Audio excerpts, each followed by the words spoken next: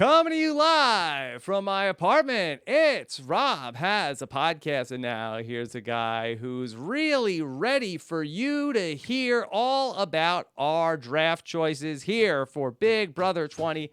I am Rob Cesternino, and hopefully we are streaming live to you guys across multiple platforms here tonight with a high-tech reboot of Rob Has a Podcast, not just Big Brother 20. We can't wait to hear from the LFC on draft night. So let's get right to it and welcome in the prestigious live feed correspondents. And they are here in all their splendor tonight. First, let's welcome in a man who the draft is usually his night, but it has not always been that way over this last calendar year, save for a Celebrity Big Brother. Here is Karen Armstrong. Karen, how are you? Yeah, I mean, save one of the two drafts we've done. Yeah, save for the one that I've won. I think not really going my way. I guess you're right. Usually I win all of them, and this time I've only won one of them. So very, very poor showing for me this year. Yes. Okay. All right. So, of course, we have also the reigning Survivor Draft champion. She is here with us. Please welcome Melissa Denny. Melissa, how are you? I'm good. I'm very nervous. I feel like I have a lot to prove today. I came so close in Big Brother, the last one, Big Brother Canada, and I just feel like I need to live up to that at least, and then ideally win. Hopefully this is my year. Okay. All right. And then, of course, we have our reigning Big Brother 19 champion. Please welcome in Brent Walgmont. Brent, how are you? I am doing great. I am ready to go. And I have, in honor of Kaitlyn, as I mentioned previously, the crystal ball with me tonight to take it down. It's going to give me the correct positive energies to pick correctly in this draft. And I am so ready for it. Okay. All right. So hopefully we have everything working up to snuff, and we are waiting for our chat to let us know if everything is that way. But hopefully we'll keep our fingers crossed. Otherwise, it's going to be a great podcast, and we'll figure out the video for Wednesday night if that's the case, but we'll see. Okay, now a lot going on, and Brent, I know you are tapped into what has been going on with the Allison Grodner's commentary that she gave an interview to Dalton Ross earlier today. Yes, and praise Jesus for Dalton Ross to do this interview, because it honestly made me feel a lot better about things. And I still think that there's something up, but what is not up is vets coming into the house. Allison Grodner 100% said, as she said before, but we were all like somewhat doubting her, that there will be no vets coming into the house. The 16 people who entered the house are the people who are going to play the game. Now, having said that, I don't know how that's going to work, considering there's 99 days in the season, which is the longest season ever, and there's only 16 people, which, you know, we've had 18 people before, so I don't know how that's going to work, but I'm at least glad that we will not, Taryn and Melissa, have vets come into the house. It is a pure season, and we also got a little bit more information on the quote-unquote twist, which honestly, if I had to have a twist, this is a perfect one, because it's the Big Brother app store, and basically we're going to be, as fans, filling out surveys to get people trending or not trending, and we give people powers and punishments. But the interesting thing this season, instead of specifically voting for powers and punishments, as we did last year when we gave Paul the necklace and gave Jessica the hocus pocus, whatever she had, the hex, that's what it was. This year we just get people trending, and they get to go into the BB app store and select from a bouquet of powers to choose from, and they will get a little bit of information from the outside, given that they'll be able to see who's trending and who's not, basically who America likes and who we don't, and that may influence their decisions slightly, but I really think that what determines everything is what happens in the house anyway. Hold on, Taryn, the Big Brother app store is a physical location. What is this, like a ghost island? Yeah, it's Big Brother Ghost Island. I think that's if you remember back in season 2, we did the blockumentary and they had a room where they got to read newspapers. That twist has matured on the BB App Store and has come back to wreak havoc. Okay. Melissa, do you like this idea? I don't know yet. I feel like it could be really good or something fun to watch, maybe better than Den of Temptation.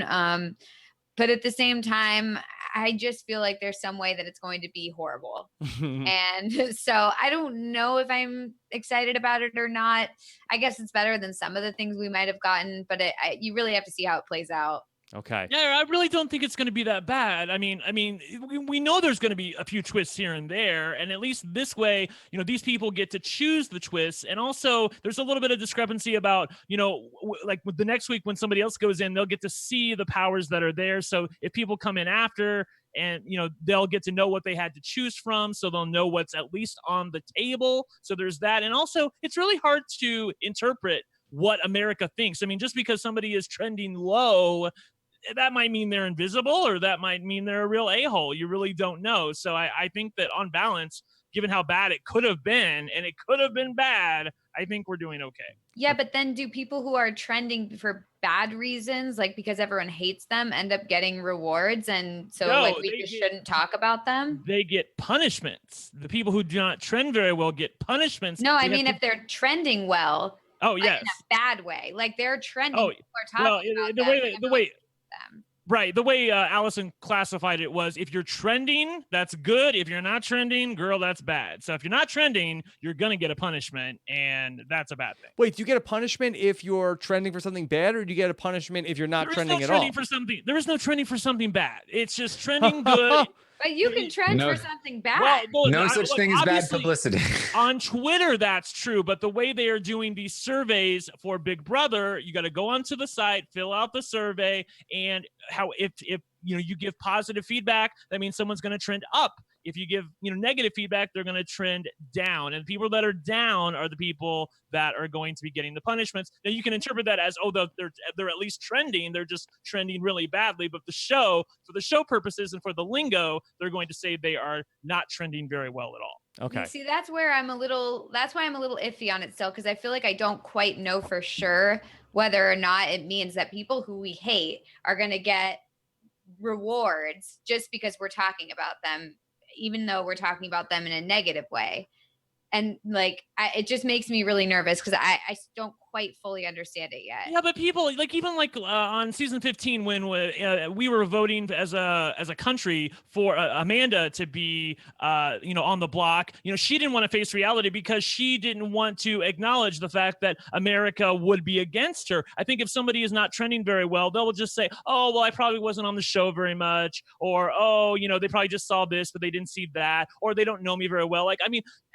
You're the hero of your own narrative. I feel like very few people are actually going to walk into that room, see that they got a punishment, and think, oh shit, America really hates me. I feel like they'll just feel like I probably need to pick up my game a little bit, Okay, well, let's not get too caught up on this because we don't even know how it officially works yet, but we'll find out hopefully Wednesday night in the 2-hour premiere of Big Brother. Of course, live feeds are going to kick off on Thursday. If you want to get your hands on the Big Brother live feeds, if you don't have them yet for some reason, CBS All Access, you can go to robhaswebsite.com/live feeds to pick up your Big Brother live feeds with 1 week free from CBS.com through robhaswebsite.com/live feeds. All right. So, Brent, okay, the ball is in your court tonight because as the reigning Big Brother U.S.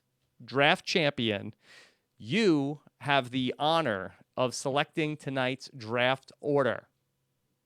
Yes. And I have to tell you that I was very tempted to give myself the first pick because I feel like I always hit a grand slam with the first pick. I don't remember Jose, so whatever.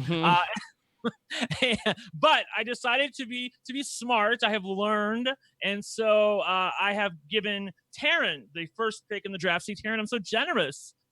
I knew you were gonna screw me. Taryn, the first pick in the draft. Rob will have the second pick in the draft.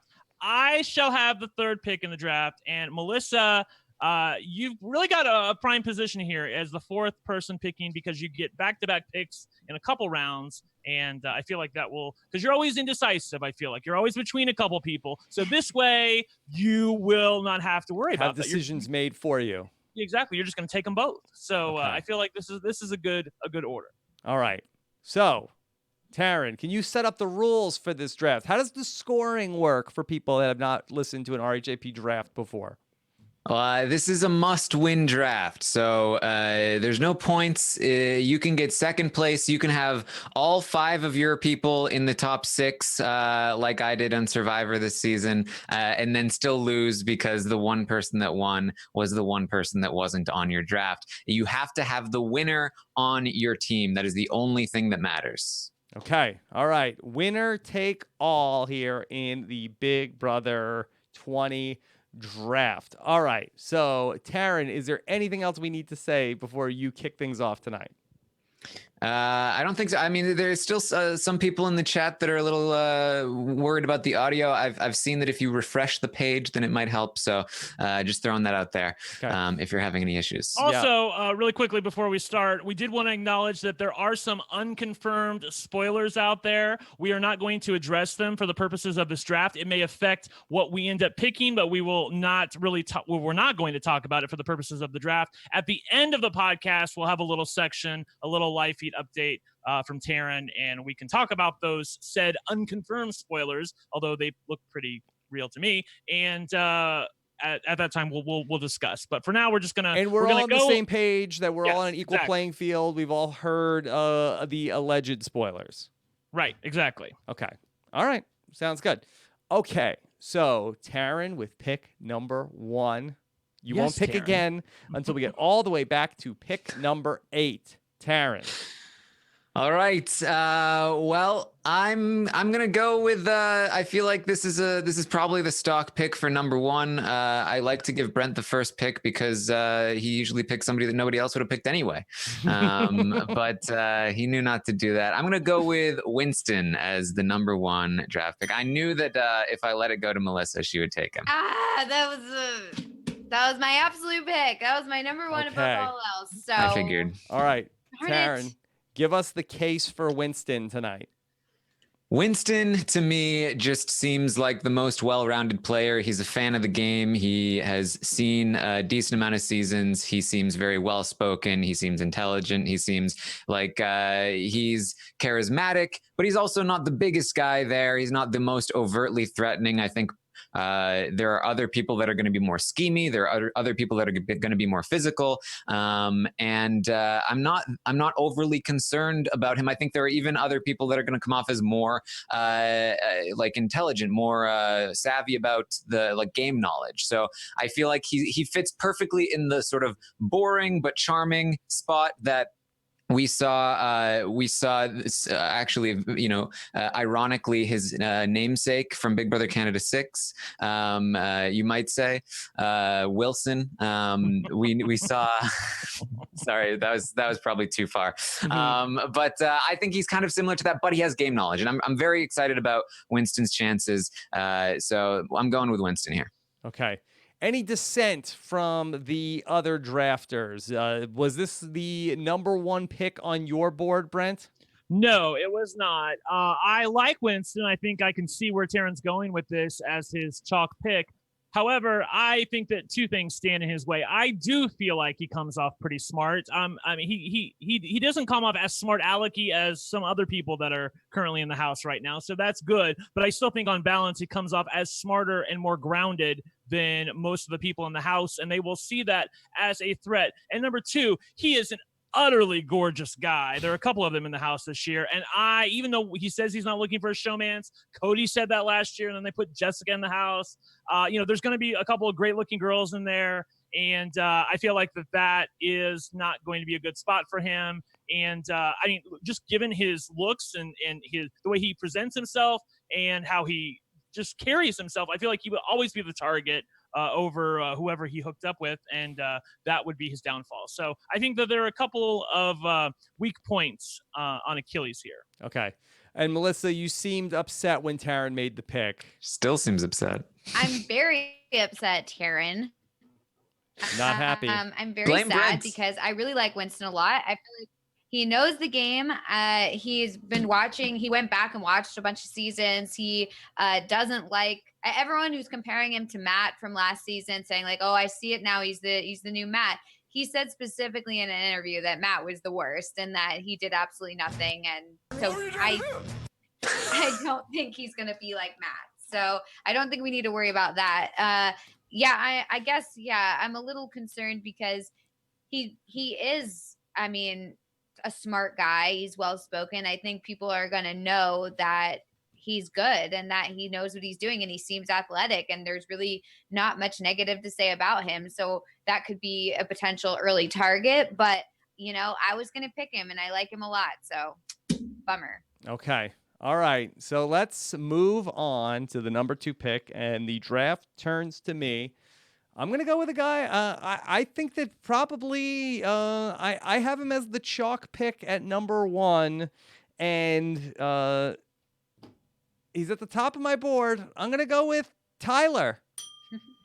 Seems like he's set up well. He knows the show. Hopefully, he's got that sea bass thing going on. He's not going to be too threatening, and hopefully, he can set up shop here and be set for 99 days. Yeah. Taryn, I have a hard time finding a problem with this guy. This would have been my pick if it would have gotten to me at the 3rd selection in the draft. I love Tyler. Anybody that knows OTT, obviously he was a finalist for OTT and just missed getting into the house. And I really, really think that he has it in him to win this season. He presents himself very well. He's got a great build for the show. I feel like he could do well in endurance competitions. I feel like he could do well in physical competitions. He's sort of like lanky, but has some muscle. And he does not look like a super fan. That's the best thing. He doesn't look like Steve. He doesn't even look like Andy. He looks like David Gurton. From 15. He looks like a surfer dude and with a little bit of Frank in him. But luckily to me, he's more Gurton than Frank. And I feel like the house guests will not be threatened by him. And he could walk all the way to the end. Melissa, I have to feel like you're pretty into the thought of Tyler as a selection.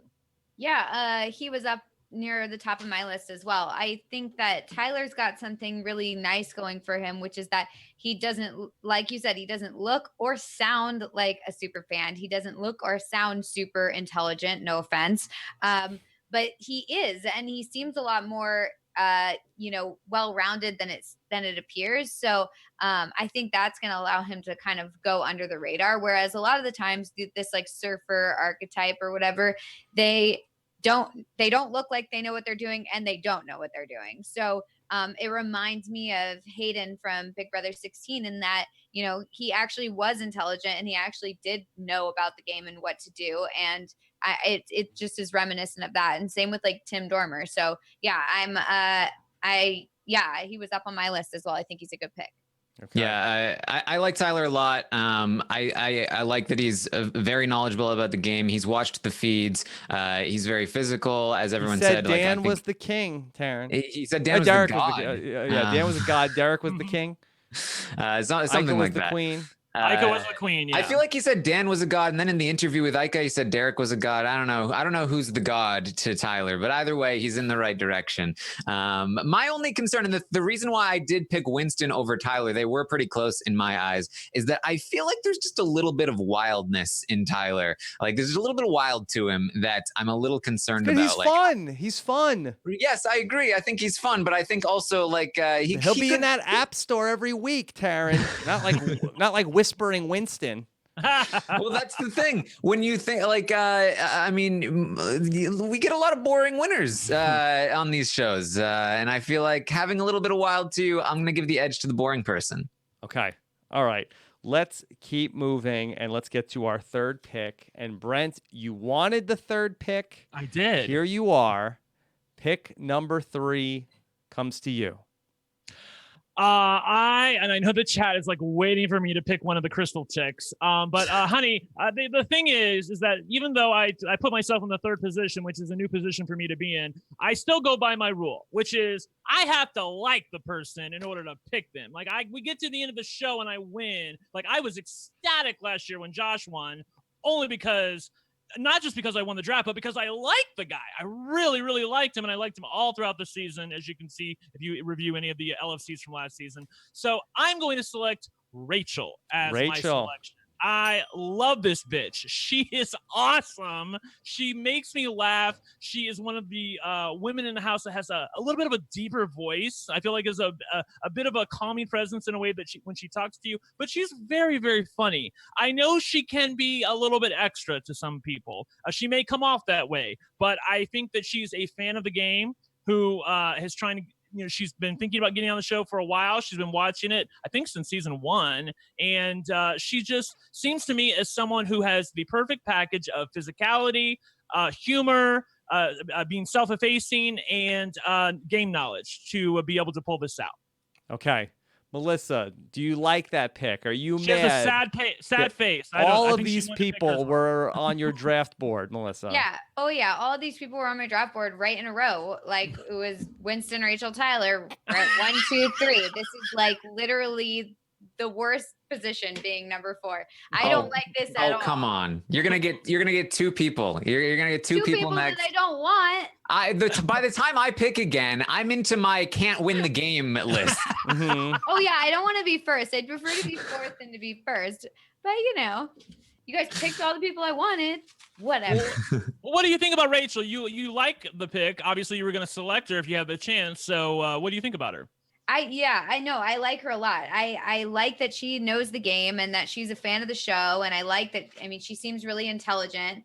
And her favorite person is Brittany. Her favorite player is Brittany Haynes, and I love Brittany. So, I already like it. The one thing I didn't like, obviously, was her saying I'd rather lose and be loved, which seemed a little, it didn't seem like that was going to be her choice, just the way she was talking about how, like, I'm here to win and da-da-da. And then all of a sudden she's like, yeah, but like, I prefer to lose just so America likes me. So that was a little concerning, but overall I like her a lot. She seems really intelligent, and I am a fan of hers. Taryn, what do you think about that? Because to me, it came off to me as a little bit like she was concentrating more on the be loved part rather than the losing part. Like, I think she is thinking about it from a point of view. Remember, this girl is friends with Jackie from The Amazing Race and from Big Brother 17. So Jackie was really psyched when the cast list came out and Rachel was on it. She's a Vegas entertainer, so obviously that's at least part of the way she knows her. And she said that she, I think she's looking forward in time. Like, look, the odds of me winning the game are very small. So I at least want people to really, really like me so that maybe I get invited back. I kind of felt like that is where it was coming from. What do you think? That to me just illustrates a misunderstanding of the question, because the question is lose and be loved or win and be hated. And if you choose win and be hated, then you have won the game. I'm not going to judge people that harshly. She is a fan. She has also watched some feeds. So I like her a lot. And I do realize that there are people that will go on the show and they'll be like, well, I don't want to leave the show with everybody hating me. That would be awful. And so I feel like there's a lot of aversion to being hated, especially in the current atmosphere of Big Brother, where being hated could be very, very bad for you. So I can understand why people wouldn't want to be hated by America. That said, I still would prefer them to say I'd rather win and be hated, because people are going to hate you. They're gonna. I have to say that I'm really hopeful that after last season, and it's apparent to me that all of these people have watched last season, that they understand that making your mark and being loved by America has nothing to do with longevity on the show. It has Elena, I'm talking to you, has nothing to do with that. It's about going in there, playing the game, making a move. I mean, Jessica and Cody, one of them wasn't even on the jury. The other one was the first juror, and they're two of the most beloved people from last season. I know they have some haters, but of all the people in the house, they're probably the most popular if you asked everybody to rank them. So I hope people understand that, and I'm hoping Rachel does. Taryn, I'm interested to know, did you have Rachel in your top 3 on your draft board?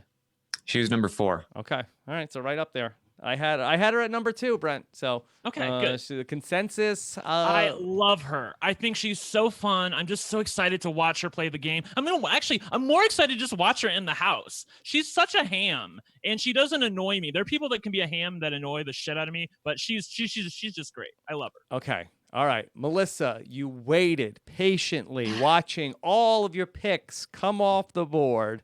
Here you are now with back-to-back picks. Melissa, that all the pressure is off you now. All the people you wanted are gone. Yeah, that means the pressure is on me because at this point in my draft, it's like a bunch of cross outs and me being like, I don't know, and like switching people around. And I figured like I'm not going to have to worry about these people because I'm not going to be picking in this like general area in my list. Well, I am. So my first pick is going to be Angela. Okay. So she's not someone who I initially wanted to pick because I'm a bit worried about her because she comes off as very competitive and very direct and a little serious in her interviews. I don't know how that is in like how that's going to hold up in the house, but I'm worried that people might immediately see her as a threat, just immediately, because she's super fit. She's really pretty. She's very direct, and it seems like she's not afraid to say what she's thinking. So already I'm a little worried, but she did say that she's going to try and like lay low the first few weeks, and hopefully that actually works for her. And I'm just hoping that she doesn't immediately get picked out as a threat. Okay. I like the pick. I had her in my top 4 as well. Brent, you like Angela? I do like her, not the least of which because she is a fan of Rachel Riley, who is my goddess, and I love her to death. She's also not afraid to use her sexuality, like Rachel before her. Both of these women not afraid to use their sexuality in the house, which I think is a good thing. I think you should use every freaking thing you've got to try to advance yourself in the game. This is the girl who calls herself the networking queen, Taryn. That always makes me laugh. And she's also the one who contends that she gives 10% of her, what does it say? 10% of my income to a different charity every month. And given everything she says in her bio, I don't know if she's tithing or what, but yeah, it seems a little fishy to me. But I do like her. She seems really athletic. I hope not too athletic because that would definitely work against her. Yeah, I just watched. I picked my number 1, and then I watched 2, 3, and 4 get chosen right away. So Angela was my number 2 pick. I feel very good about her. I feel like she just has a good vibe about her. I think that she is very capable of winning at least physical competitions. And I think that she'll do well. And she also has a good enough sense of the show that I don't think there'll be any obvious pitfalls. I think she'll fit in well. I think she'll do well. All right. So, Melissa, you're all set up with Angela, and now you get to put another person on your team to join her. Who will it be? This is part of my section that had a bunch of cross outs. I guess, gosh. And you know what I feel? I feel that after watching each set of interviews that we've seen, I had different opinions on everyone from each interview. So from interview to interview, it varied. Like one interview, I'd be like, oh, no way, can't pick her, don't like her at all. And then the next interview would be like, oh yeah, okay, great, this person's great. Or, they'd say something that made me a little concerned or something like that. And so it's been really hard to kind of reconcile all my various opinions of these people. So I think I'm just going to go with my initial instinct on this person and pick them, even though after watching a couple more interviews with them, I was a little concerned. So I'm going to go with Casey. Casey. Right. I initially really liked her a lot, and I liked her vibe, and I felt like she would get along really well with people. And she also talked about how she used to watch, like, Big Brother's the only show she watches, and she used to watch it with her dad or something like that. And that she watched the live feeds for one season. And so I was like, okay, this girl understands it. And then, like, in the more recent ones, she talked about how, well, first of all, she didn't know what hamster watch was. She said it's like looking for hamsters. And then she like talked about how she would vote with the house for sure. And I was like, oh, that's not an answer I like. And then she talked about how she wanted to not be like confrontational, but like, I don't know. It just seemed like I didn't quite like her as much as I did initially, but I'm just gonna go with my gut and the fact that I thought she was the way she spoke in the interviews with the person and the rapport she was able to like generate with them. It made me think that she'll be able to get along easily with people in the house. And I just hope that she doesn't look like too much of a threat coming in because she is really athletic. So that's yeah. I really like this pick. Actually, I'm probably more positive than Melissa is on her. I think she's 30 years old and she has some life experience. I think that will serve her well in the house. She's a female football player, which a pro football player, which is amazing to me. She is an absolute beast, and I feel like she will be able to hold her own in the Big Brother house when it comes to comps. Although, as we know from past seasons, physicality doesn't necessarily translate to success in the Big Brother house when it comes to winning comps, but it can help. She had a very conversational manner when she talked with Ika, especially. She had a smile. She is somebody that you just want to like, I feel like. And she's not somebody who is threatening to the other women. And I say this in the nicest way possible, but she doesn't wear a lot of makeup, and she's just somebody who I feel like comes off as authentic. And I feel like that will also serve her well in the house. So Taryn, I wonder what you think of Casey. Yeah, I'm pretty in the middle on her. Okay. I mean, she was somebody I would have been fine to take in my 2-3 pick. My initial read on her was that she just came off a little bit maybe not defensive, but like a little guarded in some of her interviews, and that's certainly something that can change over the course of time in the house. So as long as she gets a chance, I think that she'll be able to get in with everyone. But I feel like she might have some trouble early on, and that would be a concern. She also doesn't seem like a huge player of the game. She seems like she's somebody that's going to be a regular sort of reliable number, and that's probably going to get her far, but I don't know if I can get her the win. So I would be concerned about that as well, but not a terrible pick. Yeah, I was thinking the same thing about the whole number thing, especially when she said she would vote with the house and she didn't want to go against people or whatever. But my thinking was that maybe if she gets far enough, then she can like realize, okay, now I'm like closer to winning and now I'm almost there. I just need to turn it on and win. And so maybe she can figure that out from there. I mean, Josh won and he was like a number the whole time, I felt. So, you never know these days. Yeah, I think I might have been lowest of the panel on KC. I had her all the way down at number 10 on my board. That I just don't see. I don't see that sparkle from her where I feel like she's gonna be able to really, change a lot of hearts and minds. I think she has an imposing size also that I think is going to make her threatening to the other competitors in the house. So I want to like KC, but I'm not looking at her as a winner pick. All right. Okay. All right, Brent. This was all part of your master plan. You wanted the third pick. You wanted the sixth pick. Was the person you were eyeing with your second pick still on the board? He is. Okay. Who is it? I'm staying true to my rule that I have to like the person. I have to love the person in order to pick them. So I can pick no other person than Swaggy C, honey. Swaggy C is who I'm picking. That is it. Are we really going with that? Are we calling him Swaggy C? He refuses to. Yes. He insisted. Oh boy. He won't even say what his real name is. Don't call me that. Oh, jeez. If he ends up being hated, then everyone is calling him Chris. Yes, Chris. Oh, you mean Chris? Look, I know. Are they gonna say that over the loudspeaker? Is Big Brother gonna be like Swaggy C? Swaggy C, like, please put on your He's microphone. wearing it as a logo on his T-shirt, and he's introducing himself that way. So I don't know. We'll see. I could be wrong. They absolutely want him to be referred to as Swaggy C. That is 100% what they want. Yeah, that's what they have on the CBS site as well. I bet they'll call him Swaggy over the PA system. It used to have Chris. Oh, well, it says Chris Swaggy C, so they may say Chris. So they'll probably say Swaggy C now, but originally it said Chris, and I had never seen Swaggy C until he started calling himself Swaggy C, and I was like, "What the heck is going on here?" Okay.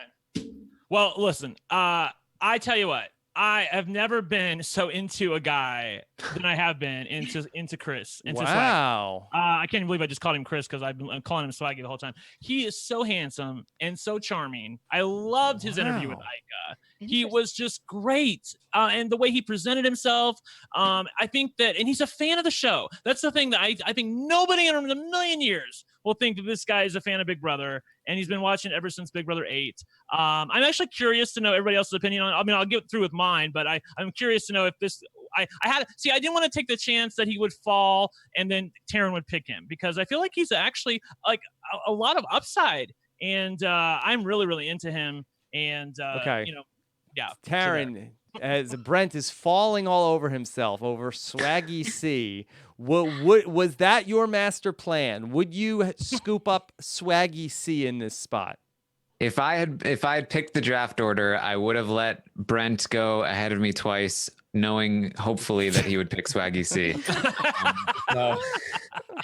All right, so Taryn, what is the issue with Swaggy C? Come on, Taryn, for real. I mean, that's like it's a good pick. It's just not one that I would pick. So like I don't have a problem with Swaggy C. I think that he could do well, but I just don't see him winning. And part of it was his interview with Ica, which is exactly why I thought you would like him so much, because he paired well with Ica.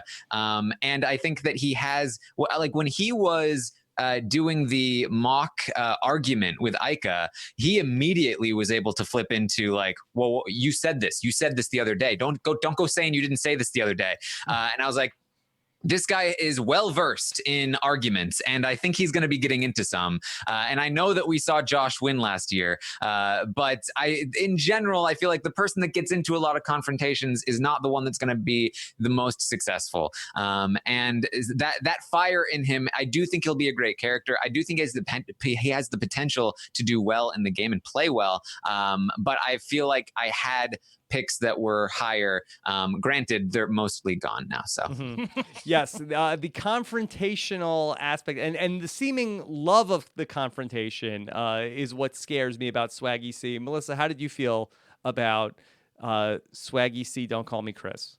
Yeah, I felt the same way. I felt like not only does he seem like the type to get into confrontation, but he said he even really likes getting into confrontation, and he like loves the argument and he loves the drama and he's all about that, which makes me concerned, because I don't know if a lot of people in the house do like that, and I don't know if they will get along with that. So it seemed like he might have trouble getting along with people. I really did like that he was a fan of the show. He knew like really far past seasons. He knew about Luan, and he liked a lot of players from the past. So I was really excited about that. He follows the live feed Twitter updates. He doesn't watch the live feeds, but he still follows the Twitter updates, which I feel like is really good. Yeah, it makes me a bit nervous about him. And so I don't know how he's going to do. So he's a little iffy for me. Well, the thing that I like the most, Rob, about his interview was he seems so smart, but not in an overly smart way. It's just, I could tell that he really knows the show very well. And I agree with you, Melissa, in that he maybe does like the drama a little bit too much. But on the other hand, I do feel like that he answered some of those questions about arguments with a smile. So it's sort of like in a charming, evil way that you sort of like, oh, that's just Swaggy. That's just how he is, So I'm hoping that he can brush it off and just kind of, the thing that another house guest said, who we'll get to, is about occupy your lane. And I feel Josh really did that great last year, but occupying your lane in the house. Don't try to like move Brittany in Big Brother 12. Yeah. Like, who did you say? Oh, well, I'm just, I couldn't tell if you made a joke because you faded out there for a second, but yeah, I mean, it was a good joke. It wasn't a joke. It was a joke. Okay. Do I laugh? Do I not laugh? Right? Was I supposed to laugh? I don't know, Rob. I couldn't hear you. Yes, I do feel like he will understand about occupying the role in the house that you are sort of perceived to take. And I feel like that will serve him well moving forward. Okay. Another reason why I wasn't going to pick him is because of his whole like, oh, I'm here for the followers thing. I really can't get behind that. And I know like some people are just going to be like, well, he's just saying that, but he's really going to play the game. But like, I don't know. I can't support someone who's just there to build a following and to be a social media mogul or whatever. So I just can't. I don't know. It left a bad taste in my mouth when they were like, "Are you here to win?" or whatever. He's like, "Well, I mean, obviously the followers are what I'm really here for, but I also would look. I need to win." It's like, well, wait, what? I feel like he wants it all. He's greedy like me. He wants it all, man. He wants to be loved and win the game, you know? Okay. All right. So Brent has Rachel and Swaggy C. Melissa has Such a fun Angela team. and Casey. Now it's my pick before Taryn gets to take 2 people off the board. And I will go with the person that I had at number 4 on my draft board that they've slipped to me at number 7 here. And I will go with Beam Me Up Scottie. Yeah. All right. Taryn is shaking his head no. Is that did you want Scottie or you know that he is a bad pick? And I was hoping I'd get at least one more that I was confident in. Yeah, look, that he's got his work cut out for him, that they come for these nerds, but if he can survive, if he can make it, then he's got a puncher's shot at this thing. He's not totally off-putting. He's not completely awkward. He's only like 75% there. So maybe this will be a good fit for him. Maybe he won't be evicted on the first night. And maybe Scottie can win this game of Big Brother 20. Yes, I like him a lot. Taryn, go ahead and talk about him because you wanted to pick him. No, yeah. I mean, really, just on archetype alone, I feel like his chances are moderately better than everyone else. Add on top of that, I do think he is well spoken for his archetype. I think that he is very self-aware. He seems relatively charming. There are some parts of me that were worried about him. He was, he wasn't that high on my order, but he was the highest person left.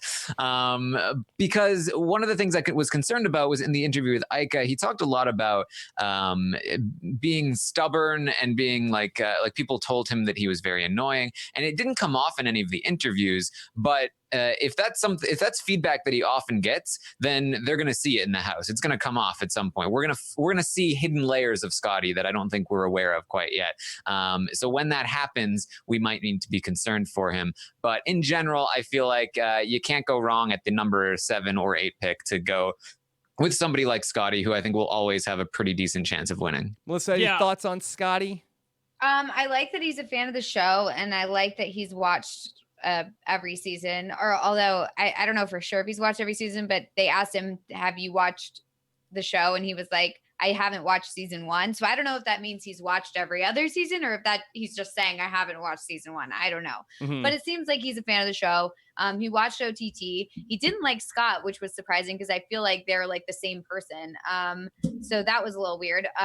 Also, his favorite player is Chicken George, which doesn't give me great hope for him in the game. He said he didn't want to be as dumb as him.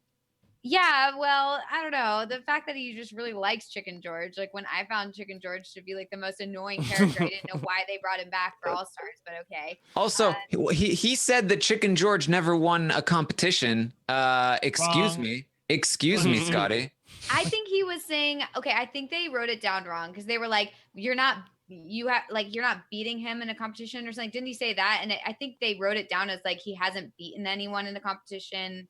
But it was like, all right. Well, let's not get stuck in the weeds on Chicken George. He's got to explain himself when he gets out. Yeah. That's all I'll say. Okay. Taryn, book the 4-hour interview with Scottie. Yeah. Okay. I don't like this pick, and the reason I don't like it is twofold. Number one, how dare you? Sorry, Rob. Number one, I don't think he is nearly as charming as he thinks he is. I feel like he can be almost a little bit too self-deprecating for his own good. I think that can wear on people after a while. I mean, because then people think that you're playing it up like, oh, he's just acting dumb or he's just acting like that. That there must be something more going on there than what we're seeing. So there's that.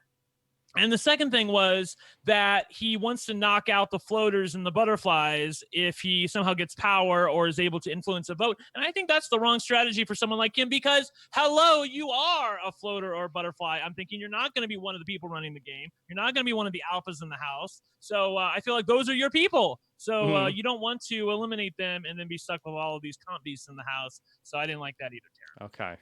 All right, here we go. Buckle up, everybody. Taryn has 2 picks here at 8 and 9.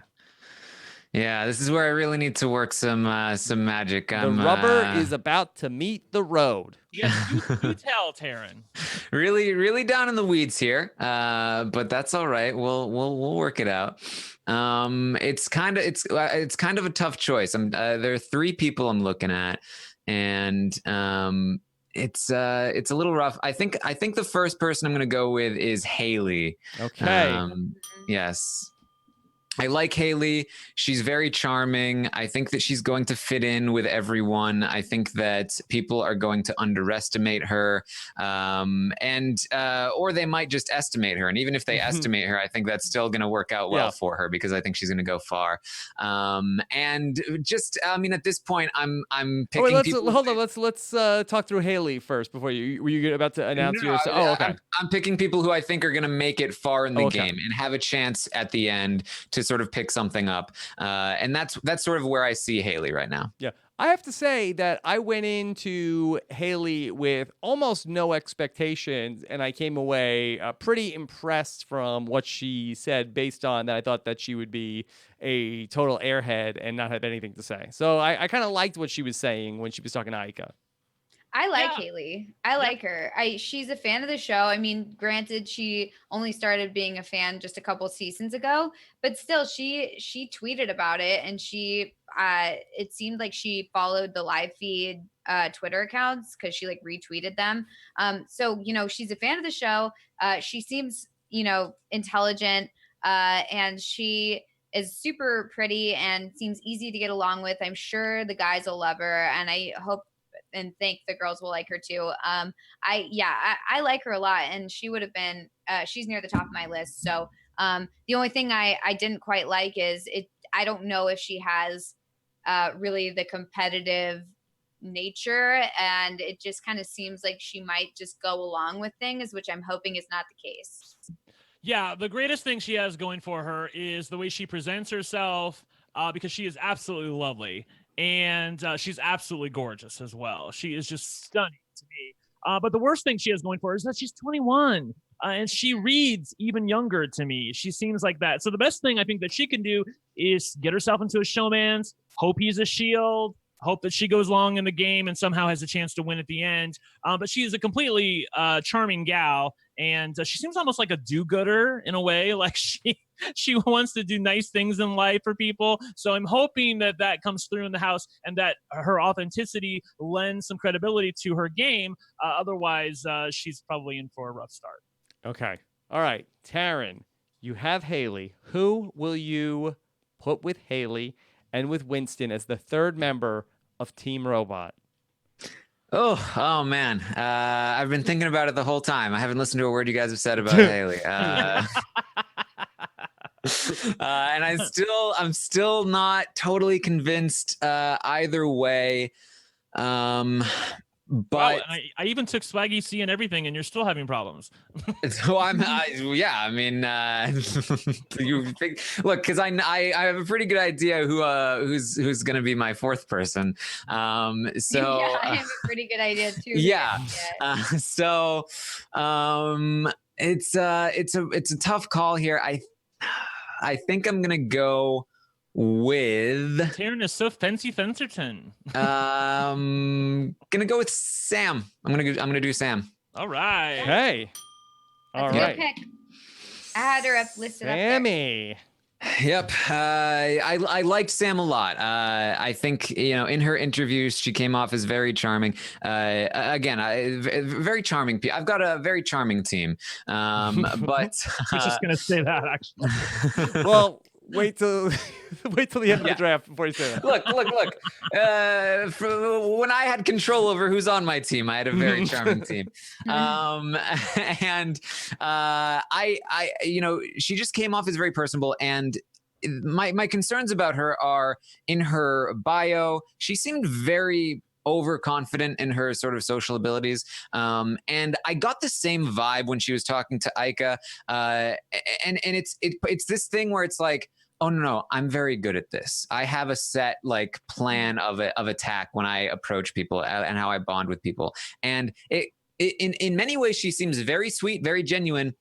It's just a little bit of like, is this not genuine? This seems a little too clean, a little too rounded on the edges here. So I'm a little bit worried about that. But in general, I think that she can be relatively under the radar. And I also think that she has the ability to have the killer instinct to sort of kick it into gear at some point later on. So those are my hopes for Sam.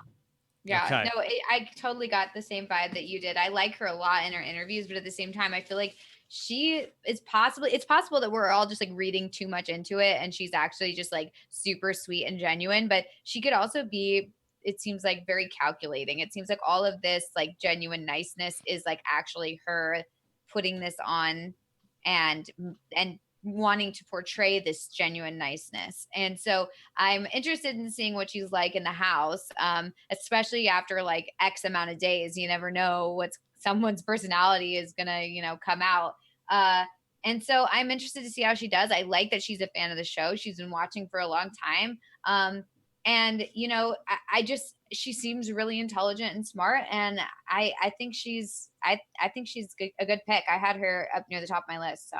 Yeah, she reads like Donnie to me from Big Brother 16. I think she's one of these people that is probably pretty genuine, but just reads for some reason like she's up to something. That maybe that it isn't authentic, that maybe there's something going on behind the scenes that you're not seeing. And you do not want to be had by someone like this. So I think that even puts her in worse stead than maybe other people in the house who might otherwise be inauthentic to some of the house guests. You do not want to go home at the hands of someone like this, because people will look at you go like, how could you not have seen it? And if you had it in your gut, you're going to go like, why didn't I listen to myself? I will say on the positive end that I liked her very much, but I also got the feeling that that it was a calculated response most of the time to some of the things that Ika and Ross were asking her. But I'm rooting for her. She's a fan of the show, and she seems to have a somewhat of a plan on how to get things done. And I like her. I just don't have a lot of faith in her. Yeah, Brent, I think that Donnie was a great comparison to make with her, because I think that the other part of her, where like we saw with Donnie in Big Brother 16, is don't forget America is going to have a lot of power. America's going to get to vote on these apps, and she seems like the primo candidate for when you open up a vote to America, that she could have some powers coming her way. Yeah, I would concur, especially at first glance. Yeah, Cord in the chat says she seems like Jordan Lloyd to me. I got that vibe as well. She seems very much like the closest to Jordan Lloyd we've gotten since Jordan. And that may change when we see her on the feeds, but that's just the vibe I got. Okay. All right. So Taryn has his top 3 picks, and now the draft comes back around to me. And this was somebody that I did not anticipate having on my team. I thought that this person would have gone earlier in the draft, but I did have them high enough on my board that I think that they are basically the last of the people that I think could win in some scenario. I know who it is. And I'm going to go with Brett, and give me Brett the Hacker. I didn't love him in the initial cast assessment. I thought he was pretty good with Ika. I think he's a little full of himself. I don't know how well he knows the show. But look, I think he's a smart guy. Who knows? Let's roll the dice in the 3rd round and the 10th pick. I mean, I this is not who I thought you were going to pick. I thought there was somebody else on the board who was filling the spot of the last possible person who could maybe win the game. This guy's so full of himself. I mean, and not just a little bit, a lot. He used negligent at a time when I guarantee you the other 15 house guests would have said bad. Like, he was answering a question like, well, that would be negligent of me to do that, where everyone else would have just said that would be bad of me to do that. Like, he comes off as a total smartass. The only thing that's going to save him from Jesus here is his looks. I mean, he's an absolutely gorgeous guy, so that might get him some mileage in the house. give or take whatever you think about that. And I think that he is somebody who's looking for a showmance, who's going to want to hook up with somebody. His answers to Ika totally notwithstanding. He's just comes off as that, I'm a red-blooded American male, and if there's a really gorgeous girl in the house, I'm gonna have to. Yeah, I know. I'm right. I can't stand that either. But I think there's no way this guy's winning the game. No way in heaven's name, Taryn. Yeah, I did think about Brett, like, oh, nobody would expect me to pick Brett. Like, what a surprise if I picked Brett here. But then I remembered, like, he's not winning this game. I just, like, I really don't feel like, especially sort of, I don't know, just his attitude and who he is, or at least who he appears to be. I just feel like there's no jury that's going to vote for Brett to win the game over almost anyone else. I don't see it. He's too slimy. Like, he came off that slimy in his pregame interviews. I don't see him coming off any less slimy in the house. And it just feels like Big Brother has moved away from the slimy people. Like, the culture has moved away from slimy people. I just don't see him winning. Well, I wish you were right about that, Taryn. But Melissa, what do you think about Brett? Yeah, I got like a serious vibe that he's just smarmy.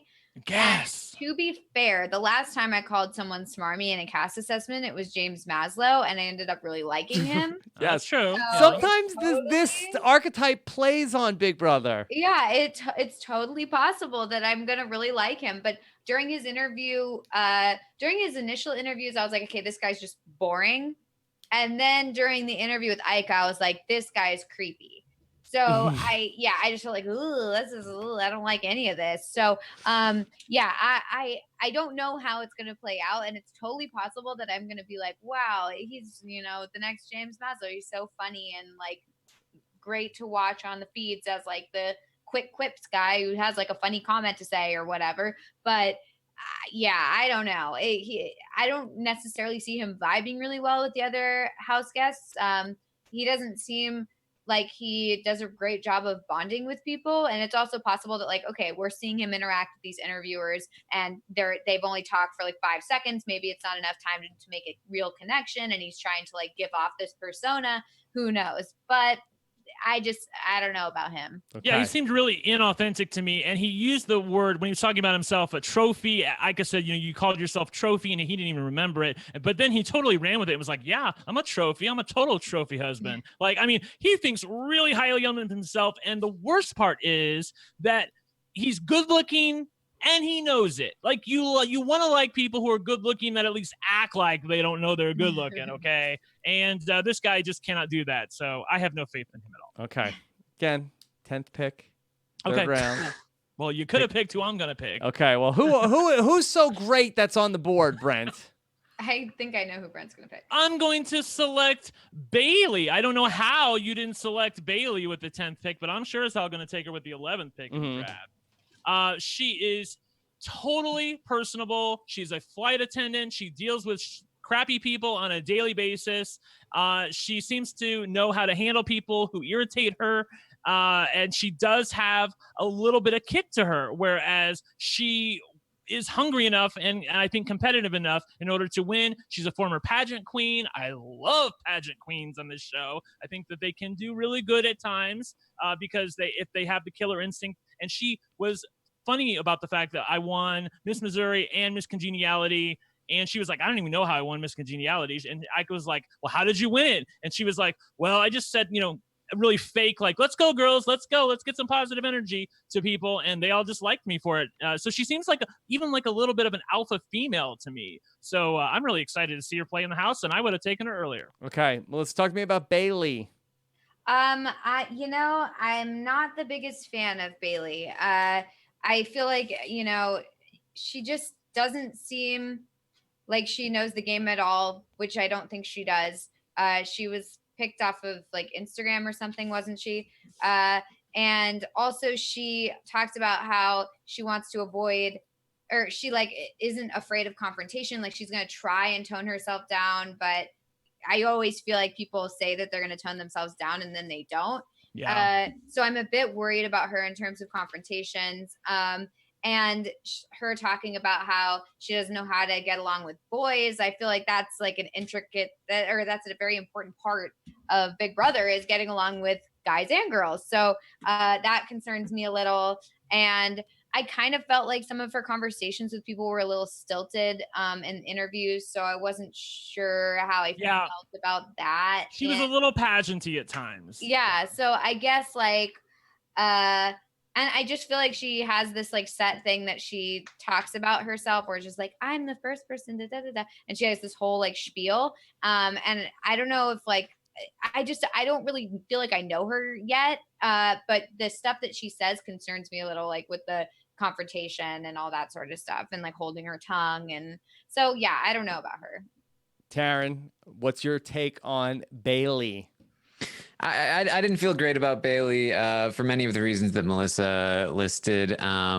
She talked a lot about people that she doesn't get along with or understand. She seemed a little salty. Yeah, maybe. I'm not sure, but when you spend so much time talking about the people that you don't think you're going to get along with, it gives me bad vibes. Like, you're supposed to be talking about how many people you would get along with. And it just seemed like she was very quick to answer those questions with like, oh yeah, I mean, I have no idea what boys are about. And I don't know about these people. And I just feel like, I mean, I probably would have picked her around here too, but you know. Yeah, I don't feel great about her chances. Yeah, I liked her better with Ross. I feel like that Ika brought that, and we talked about it a couple times tonight, where Ika really wants to like, okay, fight with me, you know. And then, you know, Bayleigh was one of the people that was like, okay, yeah, I'm into it. And you know, we got to see that side of her, which, but again, look at some of these Big Brother winners. Like, that's not disqualifying. I just think that traditionally, I don't love that trait. Yeah. Okay. All right. Taryn, you would have selected Bayleigh over Brett, would you have not? Yeah, I would have. Okay, cool. Okay. I would have picked Brett over Bayleigh. Thank you, Melissa. Okay. Thank you. All right. Melissa, there are 5 people left on the board. They happen to be the exact 5 bottom people on my own personal draft board. Oh, me too. What a coincidence. So we are simpatico tonight. But Melissa, if one of those names happens to be higher on your board, you are in for a steal. Yes. So I have 2 names that are lower. Actually, I have 3 names that are lower, but one of my picks, I'm just gonna not pick this person, and I just am not going to. And then Melissa, very cryptic. Down the list a little. I love it. She has total power, and she's still cryptic. I know. Summer of crypticness. Summer of crypticness. Okay, so I do have 2 names lower than these 2 people, and those are Scottie and Swaggy C. So, you know. Wow, you were that low on Scottie and Swaggy. I can't believe you're that low on Swaggy. Oh my god. Okay. It's just the name. The name is throwing you off. The name is throwing me off, and the fact that he's like, I'm there for the followers. Like, I just felt like I in my good conscience, I could not do it. So okay. So my pick is Fessy. Is that how you pronounce his? Yeah, that's name? Yes. Yeah, Fessy Fitness. Okay. I'm picking him because, you know, gosh, I don't really want to, but I feel like he'll last the longest, and then maybe he'll like pick up the game and understand it and be able to pull it out. He's very big. He's calls himself tall, dark, and handsome. So that was his words, not mine. He, you know, doesn't know the show seemingly at all. He said that he was picked to be an alternate and was like, I'm not doing that last season, which was a little, okay. People would kill to be alternates, but whatever. And he liked Alex and the way that she played last season. So it's really a lot of bad things. But I do think that if he can get in with like, you know, an all guys alliance or like the big house alliance, then maybe he can last pretty far. And that's really my only hope with him at this point. He's been so dull in all of his interviews that I really don't know who he is at all. Well, I want to give a hat tip to the great Liana Boris, who did some great investigative journalism on the BBB&B this past week, where she looked into the Fessy Fitness app available in the Apple App Store, where you can log into your gym. It's also a social media site. And I believe that Liana was the 10th person to download the Fessy Fitness app. Aw. Good for Liana. And register, yes. That's so sweet. We gotta support them. You should really check it out because I don't know. I feel like maybe he needs to work on the design a little, is I guess Yes. what I'll start with. Maybe that's why they just passed right over it and didn't really discuss it in detail, is because he didn't want to. Well, maybe Fessy Fitness and Brett could get together in the house, and then Brett could talk about how he can fix up the app, Brent.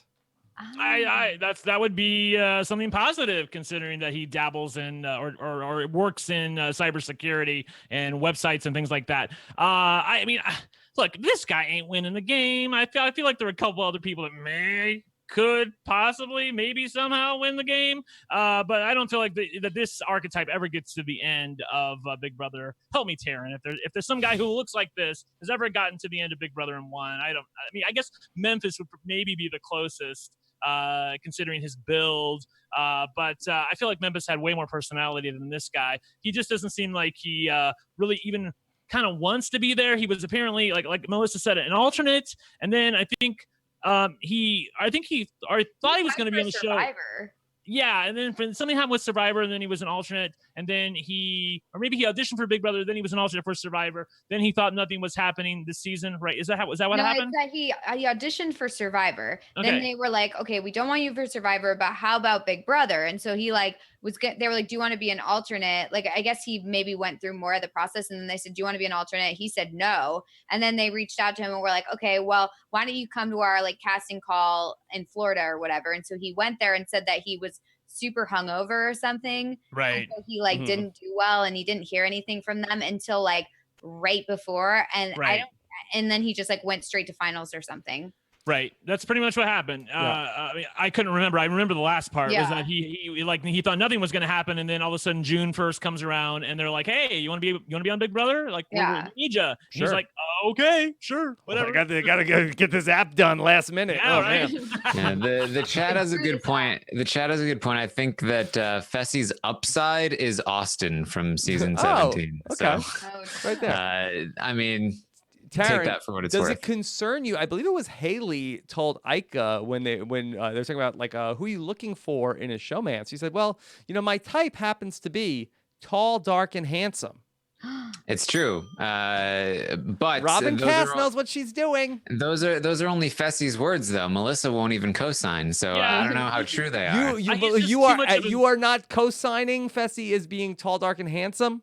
He's tall. He's very tall. No, I don't know. I just think it's funny that's the way he described himself. Okay. Yeah, he thinks he's suave, but he looks like such a meathead. Usually it's people are like, "Oh, you're tall, dark, and handsome," and the person's like, "Oh, come on, please, don't." And he's just like, "I guess I'm tall, dark, and handsome, guys," and it's like, "Oh boy." Call me tall, dark, and handsome, Swaggy C. Everyone was just saying what they want to be called this season. Yeah. Okay. All right. So Fessy is for Melissa, even though she doesn't seem like she likes him at all. All right. So you know what? He could turn out to be so great on the show. We have no idea. And I was thinking about this, and I was like, okay, what I didn't like in the past with my drafts was when all my people would get out right away and I'd have no one to root for and I'd be sad. So, now I feel like I'm trying to get people who I know will stay in a long time, because then once you get to the end, it's really you have no idea who's going to actually turn it on and actually win. So it's possible that if they can get far enough that they can somehow finagle their way to a win. Okay. Here's where the fun starts. I have a bridge to sell you in Alaska as well. At least I'll have people. What, are there no bridges in Alaska? Not very many, I guess. Okay. All right. All right. All right. There are 4 people. Hold on. Let me reset this here. Okay. There are 4 people left on the board. We will each get one of them. They are in alphabetical order: Angie Rockstar, JC Mondoui, Kaitlyn Herman, and Steve. Okay. Summer of Steve, 2018. All right. So, Melissa, kick off this this final round. Such of a motley the crew of frightful people. four. So I'm gonna pick someone who I thought I would never pick ever in a million years. But We all are about to. there was Yeah. there At was- least I have plausible deniability here. Mhm. there was one interview where my mind was changed on this person. Okay. So I'm going to pick Angie. Angie Angie Rockstar. I'm going to pick her because look, I love Steve, and he's the person on my list who's higher than everybody or than these remaining picks. He's even higher than Fessy, but Summer of Steve 2018. You don't believe in the Summer of Steve. I don't want to pick him Winter is coming. because the way that he interacted with people, it just seemed very stilted, and it made me concerned because, you know, Ross is not like a young 20-year-old person, and it seemed like he still had trouble really connecting with him, and it made me nervous that he's going to have trouble connecting with people in the house because these people are young people, and he's a professor at this point, so I'm nervous that he might kind of think of them as like, oh, these are similar to my students, and not be able to fully bond with them. So anyway, that's enough of my preface. My second part is why I'm picking Angie. I initially was totally put off by her, not because I didn't like her at all, but because I just felt like there is no way this woman is winning. After seeing her Ross interview and reading about her and all that, and I was like, no way, no way. And then I saw her Ica interview, and she and Ica seemed to have a good rapport. She seemed like she wasn't so out there. It was more just her being pretty funny and clever and talkative, and it seemed like she was engaging. And so I really seemed to, sweeten up to her personality. And I'm hopeful that that's the way it is in the house. And it kind of reminds me, like, I don't want to draw this comparison because I really don't like this person, no offense, was like Chrissy and BB20, where I thought she would be like first out immediately, like nobody's gonna like her. We and then wish. people ended up really liking her throughout the season, and she was able to, create these friendships with the late night jamboree. So I'm thinking that it's possible that Angie can really, get in a good group possibly, and kind of be this funny, quirky person. And I think that the glasses are a put on. I think that she's doing this as like a character because like immediately in one of the Snapchats or whatever, she wasn't wearing the glasses anymore. So I think that it's possible that she could totally tone down her whole thing the second she gets into the house, and this was just like a casting ploy. So, I'm interested to see how it goes. And I like that she's watched a bunch of older seasons. She knows the game really well, and I'm hopeful for her. Okay, let's just go around real quick. Okay. Brent, of these four, would Angie Rockstar have been your pick? You don't say who it was. You just say no. Taryn? Yeah. Yes. Okay. I would say that I have one of the other four higher than Angie Rockstar. There you go. I'm not going to dog her too much. I actually loved her interview with Ica. She was very fun, very personable, seemed like someone that I would want to be friends with. I'm just a little bit bothered by the fact that she has a newborn at home that's less than 6 months old. And I'm nervous about that because she seemed to talk a lot about it in both interviews with. She made it sound like that was the reason she wanted to leave. Well, I know, but I don't know. We'll see. I mean, look, it certainly can be done. She's like, I had a kid. I started thinking about getting on Big Brother. Right. Just every right to want to play Big Brother. I think we're all a little bit snake bit by what happened on Celebrity Big Brother. So that's probably why I feel this way. But I am hopeful for her. She seems like a total blast. And I'm psyched to see her play the game. She just seems like a ball of energy to me, and I'm psyched to see her. So, Taryn, what do you think about Angie? Yeah, I mean, basically, as a bottom four in the draft person, I feel like the upside is what Melissa said, that she takes the glasses off and she's actually a relatively normal person in the house, and that this crazy look and crazy attitude is very much put on. And if that happens, then I think she's somebody that could just be in the house and make it decently far. Is she going to win? Probably not. But I think she's, as Unconscious just said in the chat, maybe like a Gen City, maybe she's got that upside. So yeah, there you go. Gen City upside. Never thought we'd hear that phrase on Robin's podcast. Okay. Hey, she was on her way to be the final two GOAT. So yes. She was. Okay. Wow. So Melissa has her team locked and loaded with Angela, with Casey, with Fessy, and Angie. Okay? This is not what I thought going into this at all. Watch you win now. Watch you win. Not my plan. Get out the crown and scepter right now. Okay. All right. Brent, you have Rachel. You have Swaggy C. You have Bayleigh. You have one more person to add to this team. Who will it be? Well, with the 11th pick in the draft, I went with my head over my heart. But this time I'm going to go with my heart over my head. I'm going to pick JC, honey. Okay. JC is coming home. The team Not brand. what I expected. I wanted to pick JC earlier, but I was like, no, I can let him fall. I think I can get him later. How early? How early were you going to pick him? I would have done it at Bayleigh. I even told the chat that I was thinking about picking JC at 11, but then I was like, no, I can let this one fall because I thought Melissa might take him, but then I was glad to see that she picked him. And you dragged me for Brett. Why do you love JC so much? Look, this is the thing I like about JC. He knows his lane, and I talked about that earlier with another house guest. He knows his lane because he's like, I'm going to be the sweetest small guy in the house, and everyone will just love me. Like, he knows he's going to be the clown. He knows he's going to be the person that everybody just loves too much that they don't really pay attention to. And he's got a charming personality. He's a little bit extra, a lot extra. I think I don't feel great about the fact that he says he has a short fuse when it comes to his height. Again, I'm with Taryn. I feel like that's a little bit of a pun there, but I don't like the pun because either way, I feel like he has a bad fuse when it comes to jokes about his height or anything like that.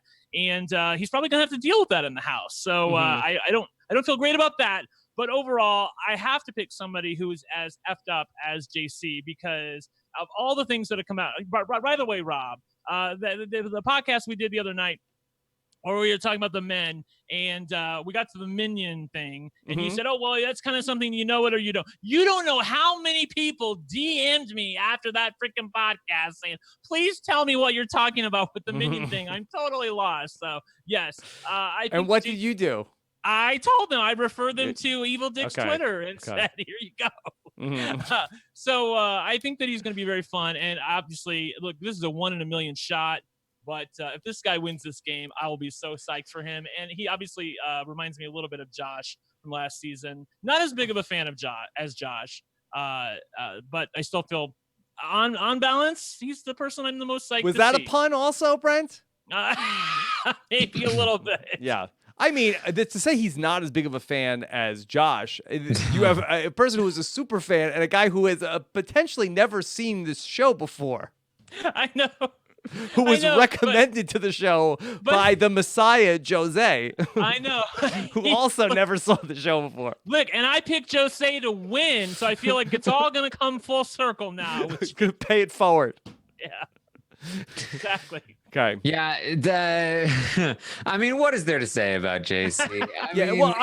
I can make the case that because I was thinking about I was gonna have to make a decision about JC in a moment, and I'm relieved that I do not. But I would say that if you wanted to put on the rose-colored glasses or goggles in this minion case, I would say that America may fall in love with America may see one look at JC riding around that backyard on a unicycle on Wednesday night and shoot right to the top of the charts, App Store, Diamond Power, Avito, you name it, could be locked and loaded with all these weeks of protection and then end up getting to the final 2 as a GOAT. So I do think that there is a path for him, but I think it's more of a, Forrest Gump-like path to the end where it's not really by his own accord, but rather being that feather that is blown by all these other forces all the way, that he's either pushed by getting powers or pulled by somebody who thinks he's a GOAT, but I don't know if he's got a plan to get there. How is this for a path, Rob? It turns out Allison Grodner has been lying to us all along. Paul enters the house, drags JC to the end, and then, Paul loses for the 3rd time. JC is our Big Brother 20 winner. I think that's the path. Yep. That's the most likely path at this point, I think. Yeah. Dumpy. And also, I think in terms of like the public voting for him and falling in love with him, like the second they even look him up online, they're going to immediately fall right out of love. As long as he's the underdog, they'll be fine. People don't care. People that vote, I really don't care about that. Like, I mean, I like him just because of all his outrageousness. Like, I don't know. I feel like that's weak sauce. Okay. In general, though, I did feel like there, especially in his interview with Ika, there were just a lot of false starts in the conversation, and there was a big language barrier. It felt like That's true.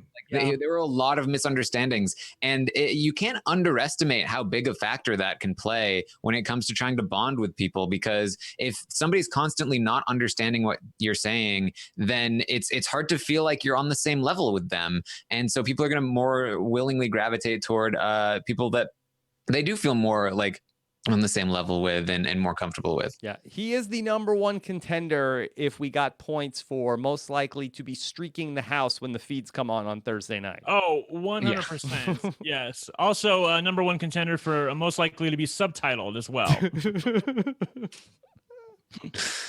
See, we should have more points than just winner. I know, right? All right. So it comes down, for me, it comes down to Crystal Head Kaitlyn or Summer of Steve. 2018. And for me, it's not a difficult decision. That I'm going to take Kaitlyn here. I thought that my decision was going to be Steve or JC, and I thought that would have been a little bit more of a pickle. But for me, I have to take Kaitlyn. She comes across as a crazy person, but I have to put some hope in that it's a put on. She's somebody who has seen so many seasons of the show. I don't think she's lying about that. She's someone who recognized not just Marissa Jarrett Winokur, but also remembered her kid's name. And so maybe that all of the kooky Crystal stuff is a bit of a put on, and that she can figure it out when she gets in there. And I think that she's less of a target than Steve. I think that all the kooky Crystal stuff is totally legit and is not a put on. Well, she does have a website. So. I think that she is absolutely all in that. But maybe she has a wake-up call. No, I will say that I was so not a fan of hers until I saw an interview, or I read or saw a quick interview with her recently where she said, like, look, I get it. And people aren't really all going to be believing this whole Crystal thing, this aura thing. So I'm not, like, I know skeptics. So I plan on not talking about that with the house guests. Now, I mean, considering that was literally the only thing she could talk about during any of her interviews, I think that it's going to be really hard for her not to talk about it. But if she can keep that under the wraps. And I know her whole thing is the light and the love, but you could take the girl out of Long Island, but you can't take the Long Island out of the girl. She'll have a wake-up call. I mean, this whole time I've just been doing this thing with my left hand. It happens when I see people's auras as they're talking to me. So I'm just letting you know that things are happening right now. What if she can see auras, Taryn? I mean, it was like, normally I'd be like, it's, you know what, it's fine. You can have beliefs, you can believe in things. It doesn't mean that you're gonna not be liked. But it was basically all that she could talk about in the interviews. And you know, there's also Angie in the house, who is also a Crystal person. And as soon as they start like talking, you know, it's going to get out. They're going to be, you like them too. And then they're going to start talking about it with each other. And then it's going to Final two. Exactly. This whole plan this whole plan to not talk about it, I feel like it's going to go down the drain as soon as she starts talking about it with Angie. And then, she's going to be doing the left hand thing, and she's going to be talking about like, oh, dude, your aura is just so bad right now. I need to spray you in the face with some sage. And people are going to be like, what are you doing? What are you doing? All right. Yeah, I agree. The problem is that I agree with what Melissa said in that she's saying, okay, well, I'm not going to foist this upon people. I'm not going to talk about this, but it's all she really can talk about. It would be like me going in the house and not revealing, like the big parts of my life. If you take that out, then what do you have to talk about? You're going to, and even if you are successful, you're going to come off as inauthentic, like you have something to hide. So I think either way, she's sort of screwed. She, just to be clear to the chat who haven't watched the interviews, like, this girl thinks she has like superpowers, man. She thinks she can see your future. And that is very, as she did acknowledge to her credit in the video, that can be very unwelcome for people. Like, if she sees something in my aura or in my future that it necessarily is something that I don't want to acknowledge or see, then that can be bad. Brent, I've been waiting 20 years for somebody with psychic powers to get on one of these shows, and I'm so happy and honored to have Kaitlyn. Welcome home. All right.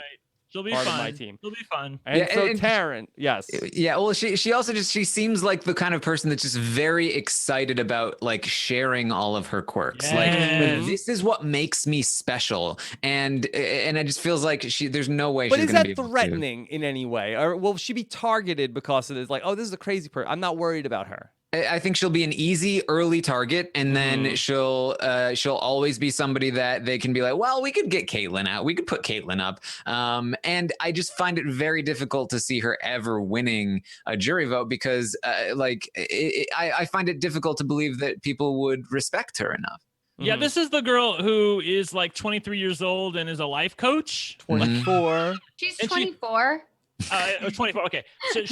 So I remember during her interview with Ika, she said, I have been trained to ask the right questions. And it sounded so smart alecky to me. Like I even when she was trying to be authentic, it sounded terrible. So that's why I picked JC over her. I'm just telling you. Okay.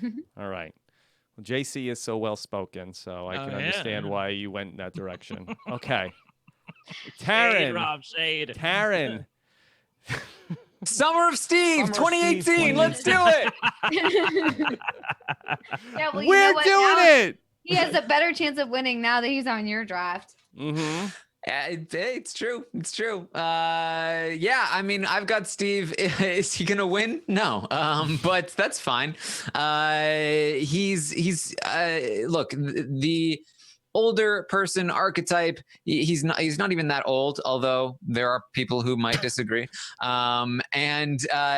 This archetype just doesn't often win. It's because he is so far removed from the average age of the rest of the players. It's going to be very difficult. And he was very awkward in his interviews, in certain interviews. Summer of Steve. I mean, especially I felt like in his interview with Ika, there was just a huge, Ika did not feel comfortable. It felt like Ika did not feel comfortable in that interview, and it's hard to make Ika not feel comfortable, I feel like. Like if Ika feels like a little bit timid, a little bit uncomfortable around you in an interview, that's a really bad sign. And he talks like a cop. He talks like, yes, sir. The way that I formulate this operation is that I go about by starting here. And he's going to say he's a mechanic. And I like the guy. He knows the show decently well. And I feel like he can be somewhat well-spoken for this archetype, but in general, I just feel like he's not going to win the game. Yeah. Look, I was tempted, at least, Taryn, to think about it because I felt like at least like he has a mind for this in some way. Like I kind of feel like that of these people that we're talking about, I feel like that if we had to figure out who has the best strategic mind for Big Brother, I think it would be Steve of these four people from this round, but he just has everything else working against him. Yeah. And his decision to lie. And Taryn, he won't even acknowledge the fact that he's a college professor, which is just boggling to me because Andy won on 15 he thinks that, oh, well, I can't say I'm an undercover cop, and I can't say that I'm a college professor now, because that's what he's doing right now. So again, he is not going to be able to talk about the two main things in his life. He's going to have to talk about a made-up profession that he apparently knows something about, and I feel like that people are going to catch on to it right away. I agree with Taryn. Derek, to me, he could always blend in with the younger crowd. Even tried blending. They put on the hat, the glasses, things like that. But even without that, I felt like he blended in with them. And this guy doesn't. What if Steve has a disguise, Brent? Well, we can only hope that I hope he also picks the right bed at night so that he doesn't. He has it all planned out, But once I get into the house, then I'll take my first bath, and then I'll put on my disguise. Thank you. Yes, he says he's got to take a bath every night. Every night I take a bath. I have to take a bath. I know there's only a tub in the HOH room, but I'm doing it anyway. I could call him out on that. I'm like, the only person I know that takes baths is like Kaitlyn from 13. But anyway, you know what I'm thinking of. I don't care if Evil Dick is going to tweet out a picture of me in the bathtub every single day forever. Yeah. I know other people take baths. I'm just talking about. Anyway, I just want to bring up Kaitlyn. That's just because I wanted to. But yeah, there's no way. There's no way this guy's winning. I don't think he can make it past maybe 2-3 weeks. Yeah, it's just like and also like I don't know, the job thing just it really irks me. It does to me too. Yes, it's almost like the undercover cop thing. Derek hid that for a reason because it is threatening, and there was a reason why he hid it.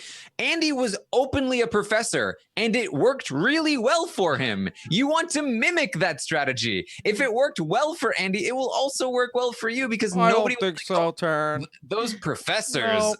No, yeah, Mechanic. that's the same thing that I'm thinking is because, being an undercover cop, that helps you to win the game because there's things in your own profession that you would use to help you win the game. Being a professor, that doesn't help you at all to win the game. There's nothing involved in being a professor that would make it more likely that you would win Big Brother. Okay. It doesn't make any sense. All right. So let's talk through the final four of everybody. Taryn, your team is Winston, Haleigh, Sam, and Steve. Rob's team is Tyler, Scottie, Brett, and Kaitlyn. Brent has Rachel, Swaggy C, Bayleigh, and JC. And then Melissa has Angela, Casey, Fessy, and Angie, Rockstar. All right. So we promised at the top of the show, there was going to be some spoiler talk. And so do we have names for the teams, Rob? Oh, okay. Well, that's very important. Yes, right. We have to have names. Yes. I have mine. I can give it to you already. Mine is obvious. It's Summer of Steve 2018. Summer of Steve 2018. Summer of Steve 2018. I just can't get over that. It makes me crack so up. when Steve is the unanimous winner, I feel like it's going to look really good for me. I love it. Considering that, and this was not by design, but I love it. I have 3 people of color on my team. I'm going to be Team Rainbow. So because not only do I have, but I have one of the gay house guests on my team. So I'm going to be Team Rainbow for the win, Rob. Okay, and, Team Rainbow, lock it in. Melissa. I'm going to go with another monster. And so now that Team Frankenstein has already won, I'm going to go with Team Godzilla. Team Godzilla. She likes these monsters, Rob. Okay. Yeah, they're intimidating. It's scary. People are very upset that Brent is not Team Minion. Oh, sorry. Okay. Brent and his minions. Something a little bit more uplifting. Okay. So with Tyler, with Scottie, with Brett, with Kaitlyn, we'll be Team Kingdom of the Crystal Skulls. Yes. Okay. I love it. All right. So that being said, look, tweet at us. Let us know whose team you like, whose team you don't like. Of course, we will have live coverage after the 2-hour premiere of Big Brother coming up this Wednesday night live at 10:15 Eastern time. Of course, then we'll be back again on Thursday night to talk about everything going on there. After I believe it's a 1-hour episode, Taryn, on Thursday night at 9 Eastern. Probably. I think so. I believe that's the case, and then we'll be on thereafter. Actually, you know what? Actually, before we get to the live feed update, let's take some questions here. Let's see if this works. If Scott is ready to go. Okay, and let's check this out. Will JC make the jury? No. No. Yes. Okay. Yes. I think the other thing I didn't say about him, honestly, was that he's going to do great in endurance competitions. I feel like there's going to be one coming up like around 4 or 5 weeks. Of course, then that's probably when jury starts. So I feel relatively good about him. And I also think people are going to be like, I don't want to waste an HOH on this guy. Like he's so much of a clown. We can get him out at any time. I think they're really going to underestimate him. I do agree with you, Taryn, that the language barrier is a problem, but I think he can overcome it. Or he could go out really early in the beginning because they could say like, well, we don't want to get any blood on our hands. So right. an easy one would just be to get rid of JC. That's the other side of the way. Yeah, that's the other side of the coin. Like, remember how close Josh came to leaving pre-jury, multiple times. The first week, he could have left the first week, and he also could have left the week that Jessica had power. Yeah, exactly. She made the correct move. So, because I forgot that Josh got the golden apple last year, or he would have probably been one of Cody's replacement nominees. So, yeah, I know. Okay. This is from Mr. Robot Taryn. Out of 99 days, over under 1.5 days that Taryn will miss a morning live feed update. Now, Taryn, believe it or not, you have you never missed one? Never missed a single one. Never missed a single one. Is it possible you will miss 2? I don't think so.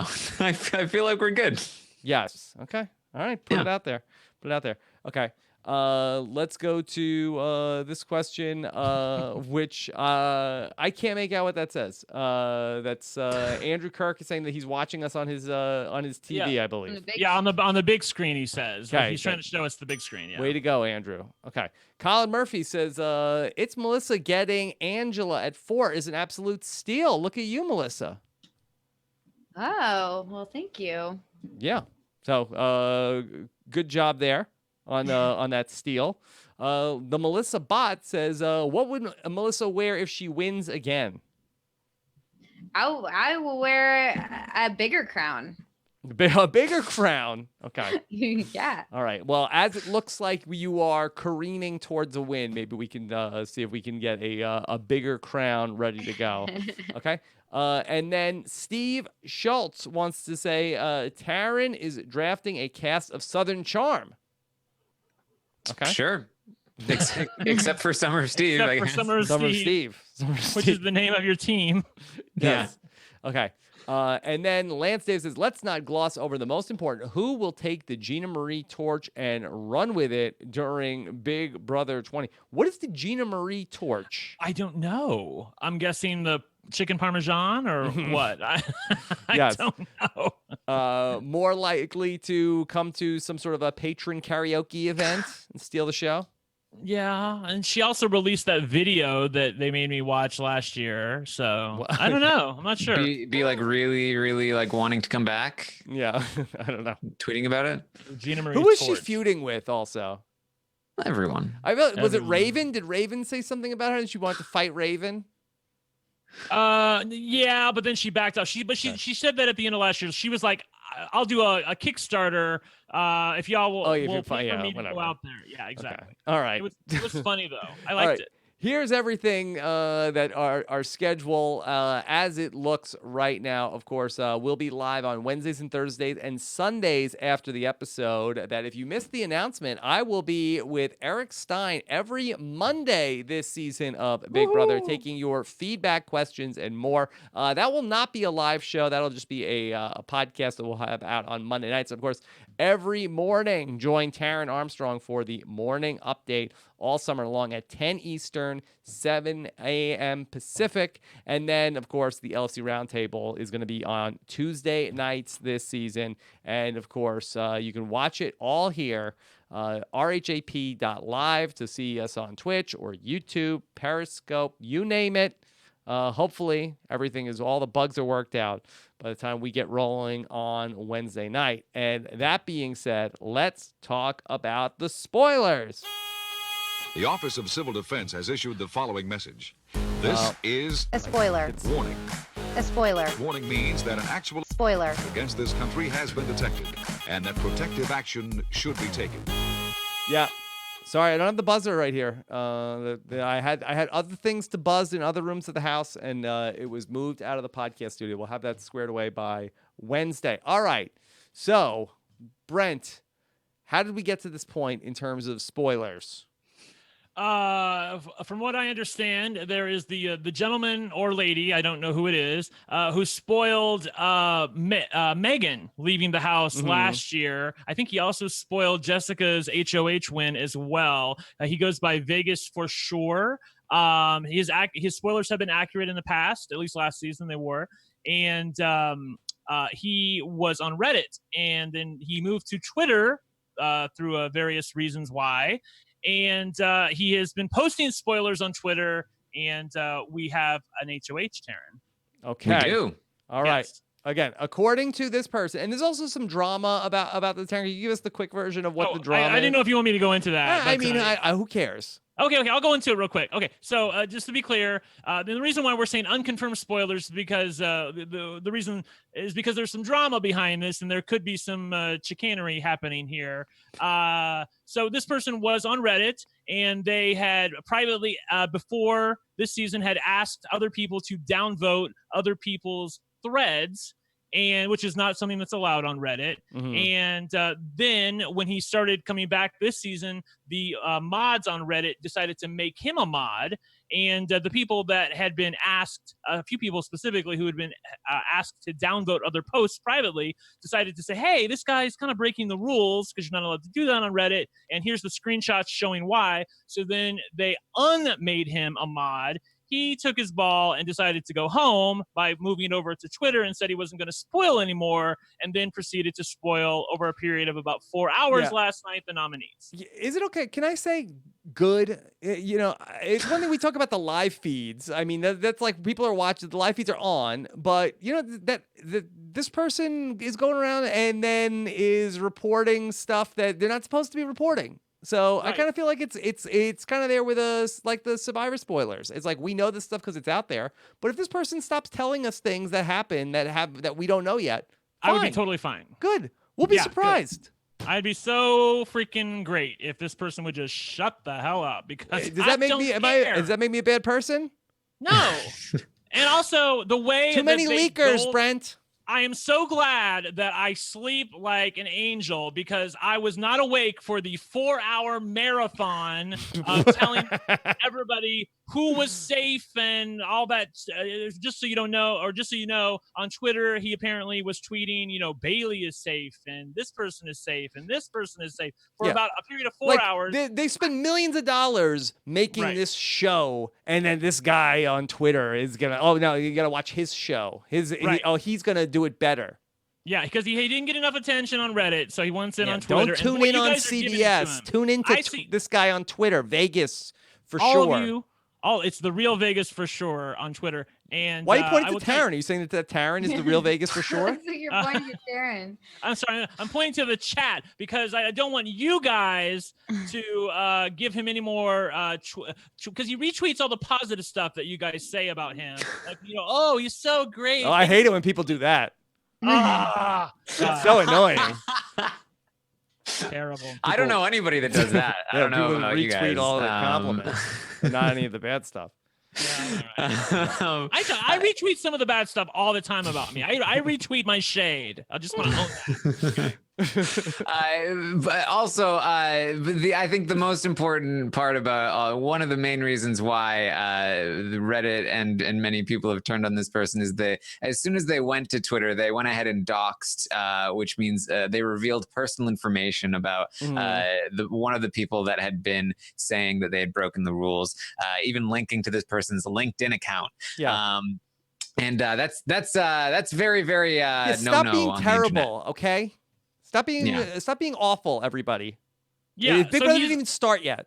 He's terrible. You have all summer to be terrible to the Big Brother contestants. He's awful. Oh, yeah. You have all summer to get people fired from their job and harass family members. Like the season didn't even start yet. All right, everybody relax. Plenty of time for this bad behavior. There is a possibility that we're getting played here with these spoilers because this person is a little pissy with everybody. Okay. So Well, I still take them with a grain of salt. Nobody would be more excited than this man, Taron Armstrong, if it turns out that there was a whole bunch of fake news. Fake news.